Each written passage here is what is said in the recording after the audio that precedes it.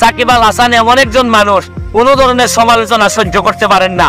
কিছুদিন আগে তার সাথে আমার দেখা হয়েছিল, আমি দেখি নাই। সে হঠাৎ করে আমাকে সোনারগাঁ হোটেলে বাংলাদেশ এবং ভারতের মধ্যে যে ক্রিকেট ম্যাচ ছিল ওই সময় আমার দেখেই সে পুলিশ এবং বিসিবির কর্মকর্তাদের সামনেই আমাকে মারতে আসছিল। আমি আপনাদেরকে একটা জিনিস বলতে চাই, শুনেন, যদি সাধারণ মানুষ যেভাবে বিচারের মুখোমুখি হয়, সাকিব আল হাসানের মতো মানুষকে যদি তারা যদি একটা মানুষ যদি দেশ বিক্রি করে দিত চিন্তা না করে, এই ধরনের জিনিস যদি সে করতে পারে, তাহলে তারে দিয়ে এই দেশের ভালো কিছু হইতে পারে না। আমি সেদিন যেদিন সে আমারে মারতে আসছিল আমি কাউরে বলি নাই, আমি মনে করছি থাকো, আল্লাহর কাছে বিচার দিছি যে এই ধরনের বাংলাদেশ ক্যাপ্টেন্সি পর্যন্ত ক্রিকেটের ক্যাপ্টেন হিসেবেও সে মনে করলাম যে এই ধরনের মানুষ যদি বেয়াদব হয় তাহলে তারপরে আর বিচার দেওয়ার জায়গা থাকে না।